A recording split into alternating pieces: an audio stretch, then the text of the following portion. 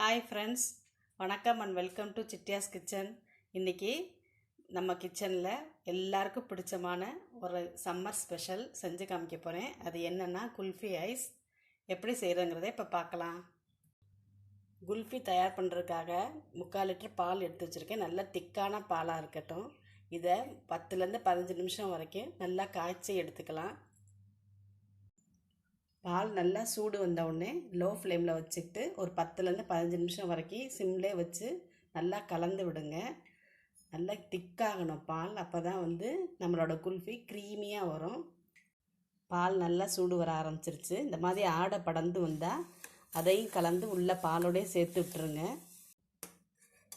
Low ஃப்ளேமில் இப்போ நான் வச்சுட்டு 15 நிமிஷம் அப்படியே இருக்கட்டும். இடையில இந்த ஆடையை நல்லா பாலில் சேர்த்து விட்டுருங்க. அடி பிடிக்காமல் பார்த்துக்கலாம். 15 நிமிஷம் ஆயிடுச்சு. பால் நல்லா கெட்டியாக வந்துருச்சு. இந்த ஆடை எல்லாமே அது உள்ளே சேர்த்து விட்டுருங்க. இந்த ஸ்டேஜில் ஒரு 1/4 கப் ஜீனி அதில் சேர்த்துக்கலாம். சேர்த்து நல்லா கலந்து விட்டுருங்க. ஜீனி நல்லா கரைஞ்சிருச்சு. அதில் 3 டேபிள் ஸ்பூன் அளவு மில்க் மேடு சேர்த்துக்கிறேன். மில்க் மேடு சேர்த்தா குல்ஃபி நல்லா க்ரீமியாக வரும், அதனால சேர்த்துருக்கேன். மில்க் மேடு சேர்க்கலைன்னா ஜீனி கொஞ்சம் கூட சேர்த்துக்குங்க. 1/2 கப்பாக சேர்த்துக்கலாம்.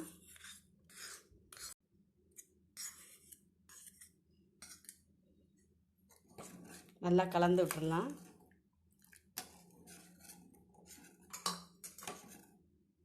மில்க் மேடு ஜீனியும் நல்லா கலந்ததுக்கப்புறம் பாதாம் பிஸ்தா எல்லாத்தையும் அதில் சேர்த்துக்கிறேன்.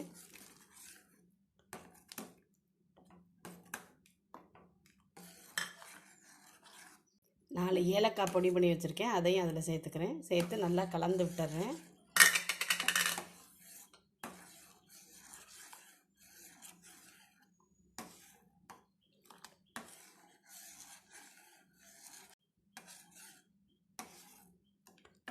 எல்லாத்தையும் நல்லா கலந்து விட்டதுக்கப்புறம் அடுப்பை ஆஃப் பண்ணிவிட்டு இறக்கலாம். நம்மளோட குல்ஃபி ரெடி ஆயிரும்.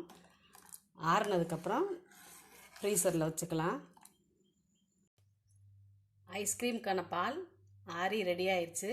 இப்போ அதை மோல்டு இருந்தால் அந்த மோல்டில் ஊற்றிக்கலாம். நான் இங்கே டம்ளர் தான் எடுத்து வச்சுருக்கேன். அதில் ஒரு 1/2 டம்ளர் அளவுக்கு எடுத்துக்கிறேன்.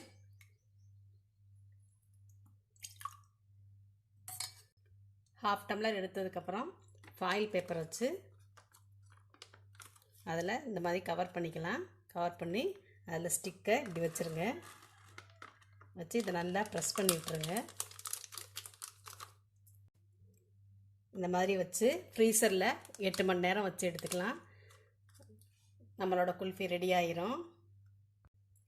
இதே மாதிரி மீதம் இருக்கிறதையும் டம்ளரில் ஊற்றி எடுத்துக்கலாம். எடுத்து நான் ஃப்ரீசரில் வைக்கிறேன். 8 மணி நேரம் ஆயிடுச்சு ஃப்ரிட்ஜில் வச்சு. இப்போ வெளியில் எடுத்து வச்சுருக்கேன். நம்மளோட குல்ஃபி ஐஸ் எப்படி வந்திருக்குங்கிறத இப்போ பார்க்கலாம்.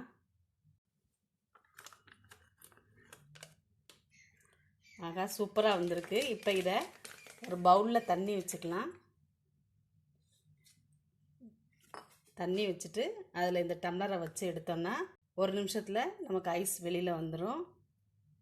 போதும். இப்போ நான் எடுத்துக்கிறேன்.